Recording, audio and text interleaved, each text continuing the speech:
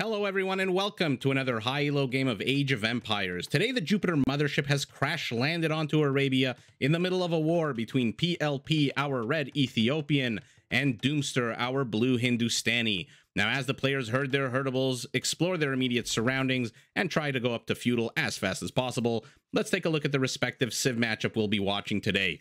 Now, the Ethiopians are technically classified as an archer civilization, but I'm not too sure I agree with that 100%. Their bonuses, their upgrades, their features are much more well-rounded. Now, to start with, yes, you have faster firing foot archers. If you research Thumbring, you will have the fastest firing foot archers in the game. Beyond that, this is where their bonuses and upgrades get all over the place. Their towers and outposts have extra line of sight. They get the pikeman upgrade for free, which, by the way, makes transitioning from a feudal to a castle age army much smoother and much quicker. When they go up in age, they do get 100 food, 100 gold for free, which some people on Reddit call one of the best economic bonuses of the game.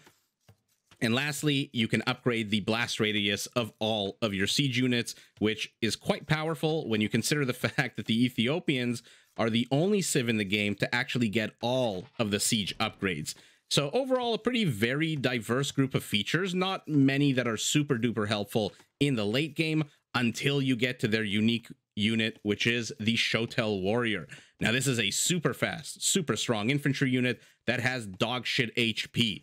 The base attack is a 16 on the basic one, 18 for the elite, so incredibly powerful, but its HP is only 45 and 50 for the elite. They train incredibly fast, 8 seconds, and if in Castle Age, Imperial Age, you have the bankroll, you can actually upgrade them to train in half that time, which, by the way, makes them the fastest trained unit in the game at 4 seconds. Let me repeat that.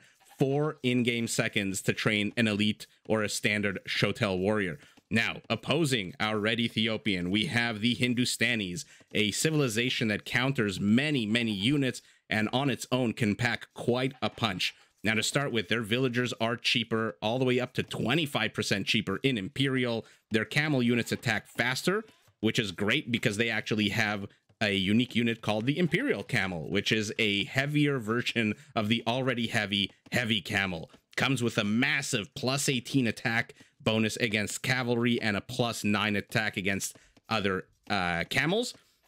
One thing you should know, though, is that even though the camels do attack faster, the latest patch did nerf them a little bit. I think the attack went down from an extra 25% faster down to 20% faster. We'll see if that makes a huge difference in this game if we even see camel archers. Now, moving on, their gunpowder units come with extra armor and can be upgraded to give them extra range. And their other unique unit, the Gulam, is what I would call an archer killer. We're talking about a fast infantry unit with very high pierce armor. I think the base is 3 and the elite is 6. And an attack bonus against archers, all the way, I think, up to plus 6 for the elite. And by the way, the Gulam also does an interesting version of trample damage, where its spear goes through multiple units at once. So if you're thinking of clumping archers in a game against the Gulams, think again. Now, while I'm not expecting to see a lot of cavalry out of our Ethiopian player, and therefore I don't really expect to see Imperial Camel, what I do expect to see, because, like I said, fastest archer firing units in the game, for foot archers that is, I do expect to see archers, crossbows, arbalests if we're lucky enough to get to Imperial. And what that means is I'm hoping we get to see Gulams as a counter to that. So that being said, let's leave it up to the players to show us the directions they're going. While I've been rambling, both players have started to expand their base, accumulate the resources they need to. Doomster is already 1 minute and 40 seconds away from going up to feudal age. Our red Ethiopian, not so much. So he's decided to put on a little bit of aggression here with 2 militia men who get caught in the center of the map, have to attack a lion who takes off about 7 HP. Let's take a look at the bases. Doomster, rather PLP, not a terrible base. A few choke points he can wall off, but the front is completely open. We'll see if he decides to wall it off or, like he's doing here, create a funnel into the town center fire. Doomster, not to be outdone, is, I would say, even in a worse position here. His base is completely open.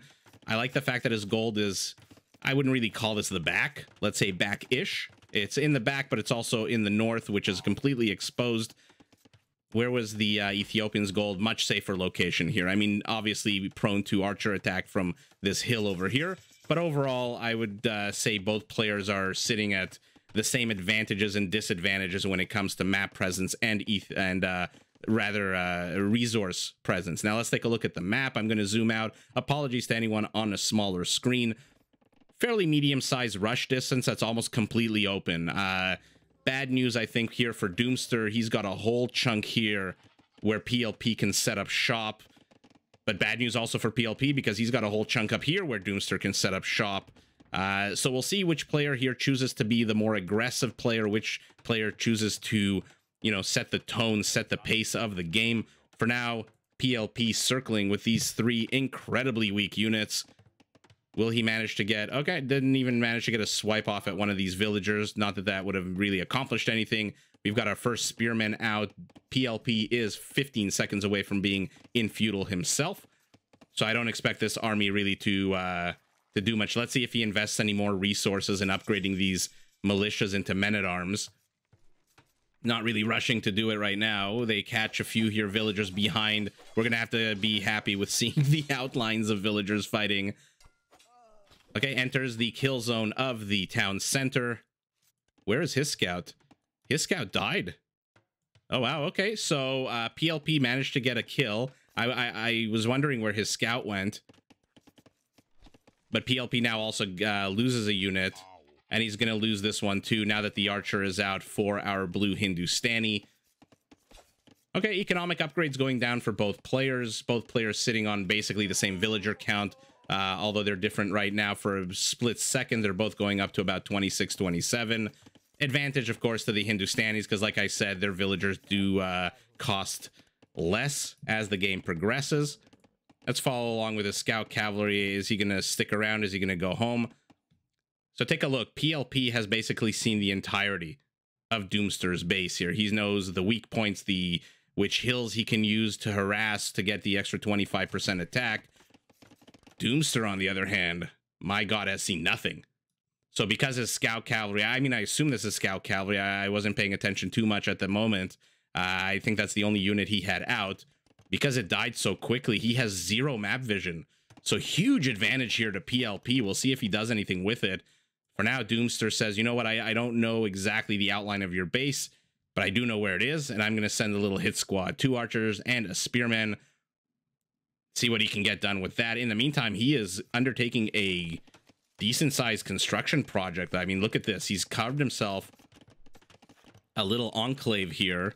I'm not a big fan of doing this, and I'll explain why once we see what this little army here does. PLP is not concerned about this at all. I mean, he has seen it, but he's continuing to stream units across the map. Obviously, archers here. He's going up to 8 archers. Wow, so very quickly, the reason I don't like these kinds of enclaves is when they come under attack, you have to wall behind it, so build a house here. If that house comes under attack, you have to build another structure behind it, and sooner or later, if your opponent puts enough pressure on you...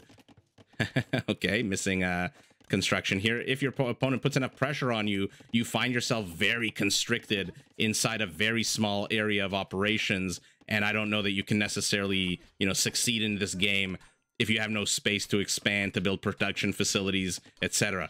I don't know why he's attacking this house. There's a much weaker palisade immediately to the left. That being said, is he just going to come home with that small force? Because PLP is just being really annoying. He's taking the hill, as I said he should. Gets the extra advantage, but now we've got 4 skirmishers that are going to shoo these archers away. They might fire faster, but the the regular skirmishers don't care. Found himself a little nook here. Has to be careful in case Doomster... Does Doomster have a stable?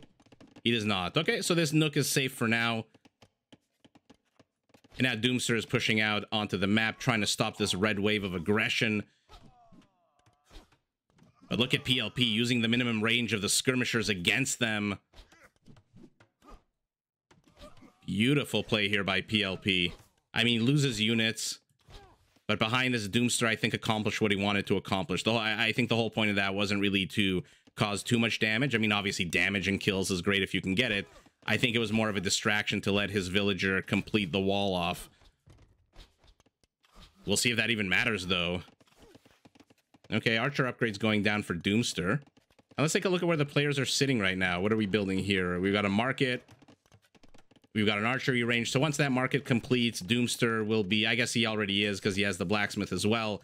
I was going to say ready to go up to castle. That being said, he is 700 food away from being able to go up to castle. He's got to run away, though. You can't take on 9, 10, 11 archers with 4 skirmishers. Or maybe you can. Let's see the micro. Especially not with the scout cavalry here. So Doomster disengages. I would have maybe preferred that he run to the safety of his base. But he does the smart move here. He separates his skirmisher units so that the minimum range doesn't affect all of them. When the scout is attacking one, he's attacking the other. He's attacking the scout with the others. Wheelbarrow upgrade right now. Okay, I mean, he's got 34 villagers. It's a decent amount to have when you get that upgrade, but it's an expensive upgrade. It's also a time-intensive upgrade. I mean, Doomster has to come up with an answer here to all these archers. I mean, I hope we get to see the late game. I hope this doesn't end in feudal, especially with these two amazing civilizations. More archers. I'm seeing red dots streaming across the minimap. I mean, are you guys on sabbatical? Get your asses back to base and help out here. And see, this is what I meant by having a base that you build yourself an enclave like this. You've already constricted yourself by 2 tiles here, by 4 tiles here. And now, you know, it's like a boa constrictor, you know, it doesn't just choke you all at once. Every time you take a breath, it squeezes a little bit harder so that you can take in less and less breath. And until you find yourself completely choked to death. And that's what this kind of enclave does to the player who creates it. I mean, let's see. I mean, I'm talking a lot of doom and gloom here for Doomster, but so far he's managed to keep this red army completely at bay, and he's going up to castle not too long after PLP, actually. Only, what is this? About 45 in-game seconds? That's not terrible. Upgrades are actually identical for both players. We're getting more economic upgrades for PLP. Doomster happy to just go up. And let's see what these players do when they actually do get to castle. Will it be an economic race? Will it be an archer race? I'm hoping it's military, of course, as I'm sure everyone watching and playing Age of Empires, you know, we watch this game for the bloodshed. I mean, did he forget about these guys? I keep coming back to them. Okay. I mean, PLP has the numbers advantage here. He's at double the army supply. I mean, look how fast they're firing. Get these guys some thumb ring, please. Let's see how fast they fire when they get that. But he's not really accomplishing much as PLP. I mean, he's going to break this down. And now he's going to be in castle right as I finish this sentence. Immediately crossbow upgrade. Immediately bodkin arrow upgrade. More red dots streaming across map. He's at 20 archers, which are going to be 20 crossbows. So PLP says, I'm the Ethiopians. I'm going to play basically to the strength of my civilization, which Isaac might not think that it's a purely archer civilization, but I think it is.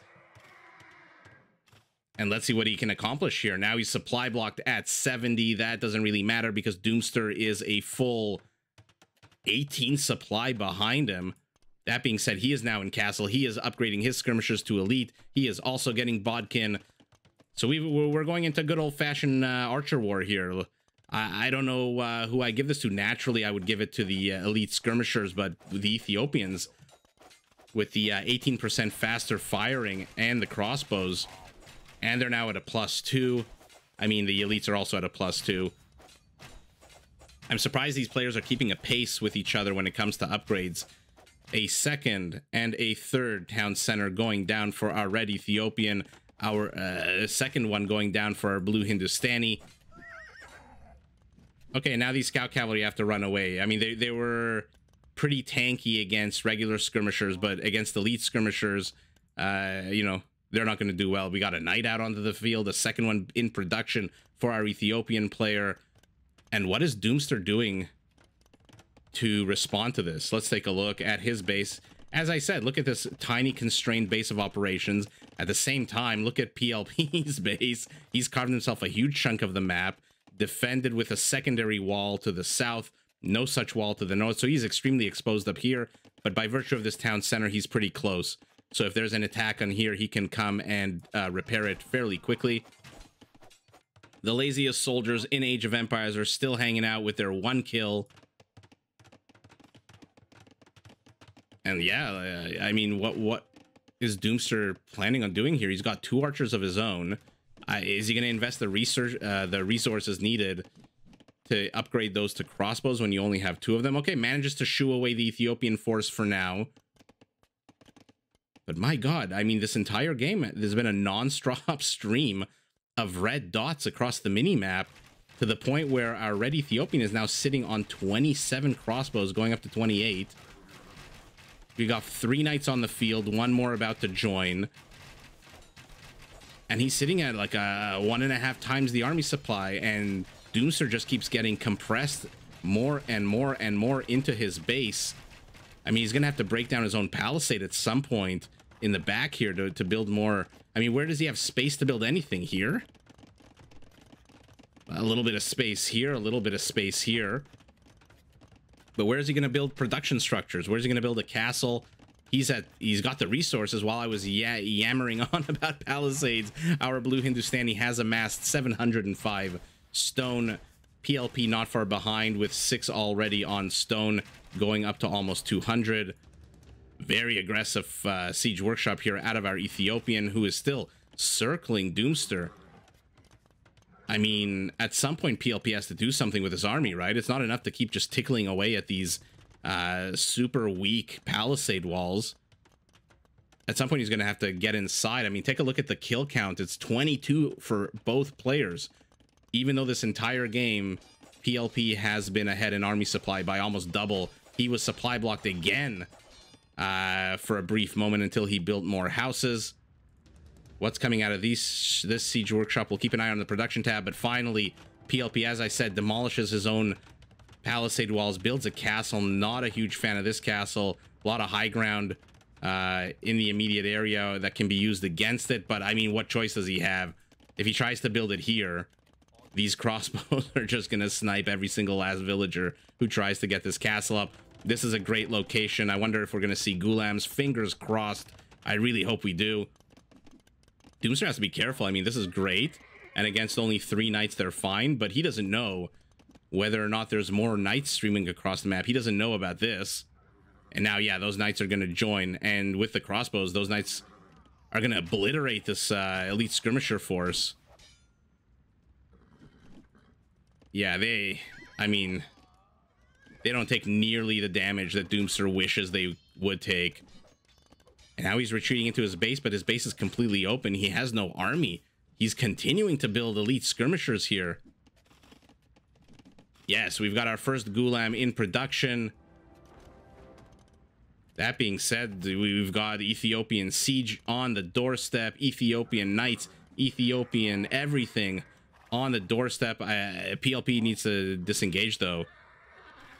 Yeah, you might have the stronger unit. Okay, now he's going to see this this middle position here.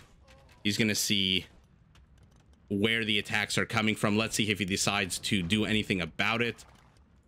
Very aggressive castle here by our Ethiopian player. He is saying, I am setting up shop, and I'm going to dare you to try to evict me from this hill.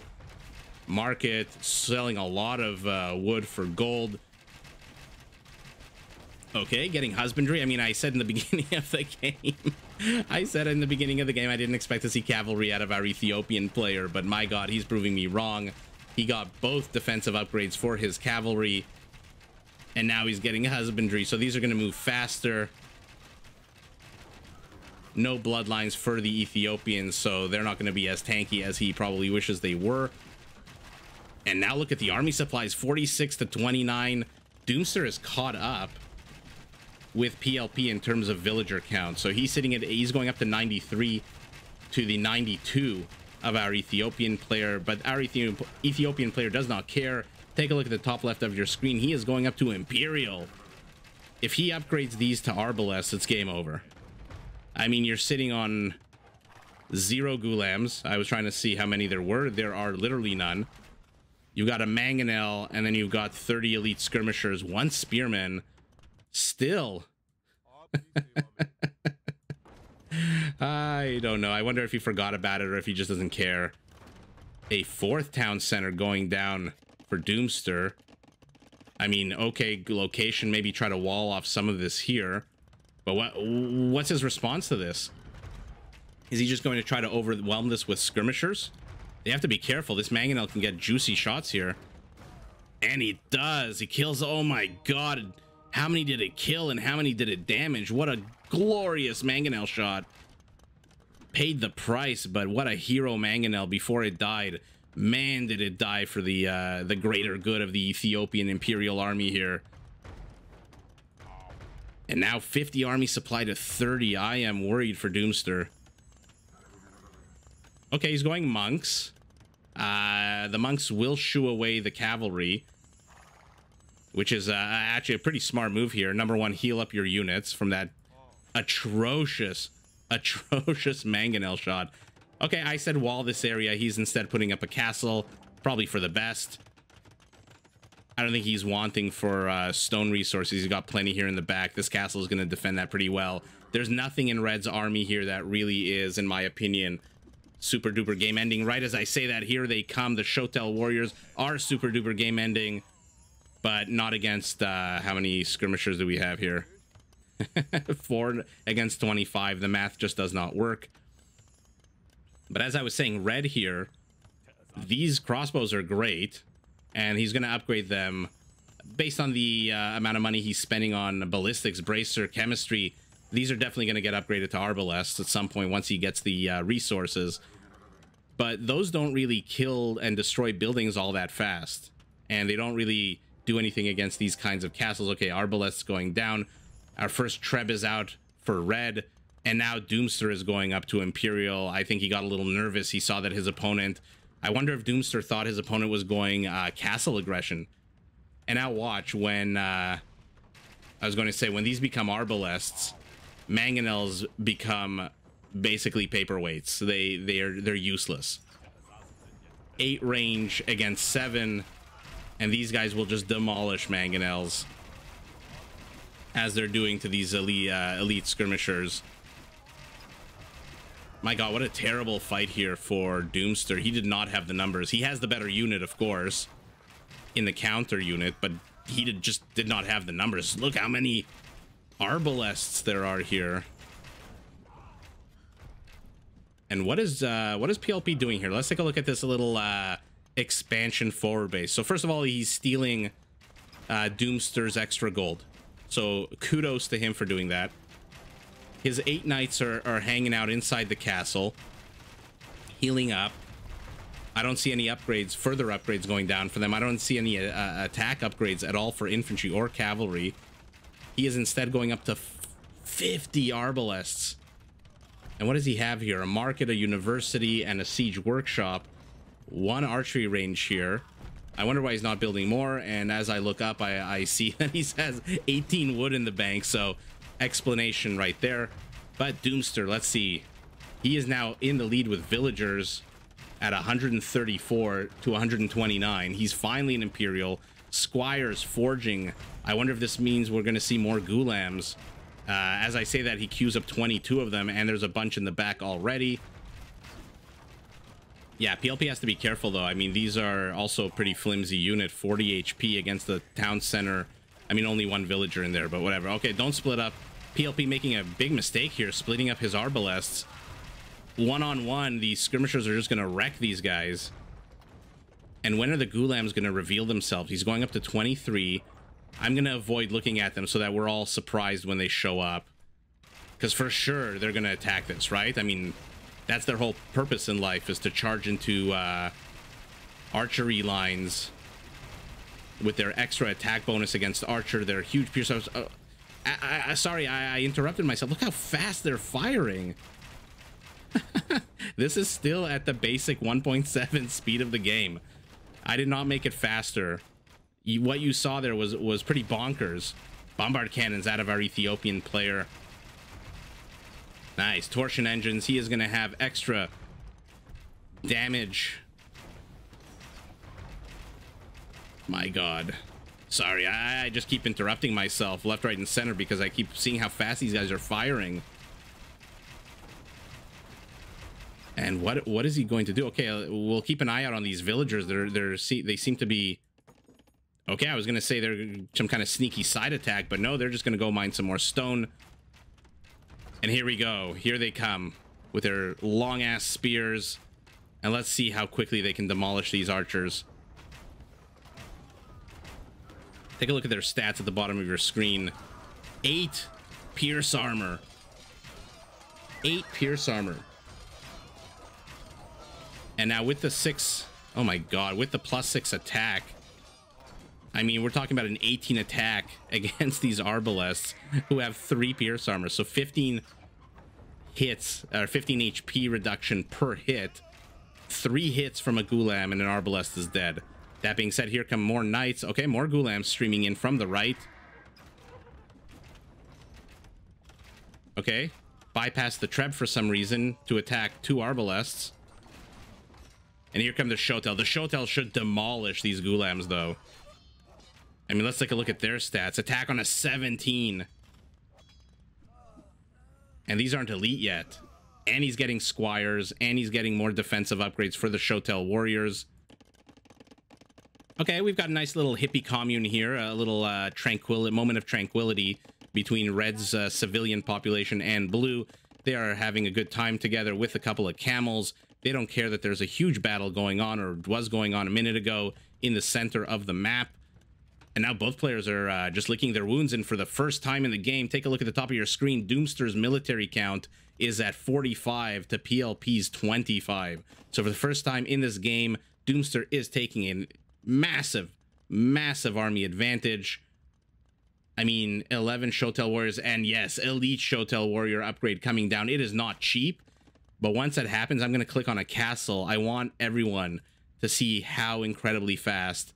The first time I saw them being produced, the elites, with the upgrade that makes their production time cut in half, their training time cut in half, I was flabbergasted. So, okay, so now they're elite. Okay, building a Treb. Building a Treb. Okay, I'll keep an eye out when he starts producing more. Hopefully he does. We'll take a look at the production tab and see just how quick they are. But for now, Doomster, I think he knows he's got the military advantage. All of a sudden, his opponent has just completely disappeared from the center of the map, from the portion of the map adjacent to his base. So he suspects something's up.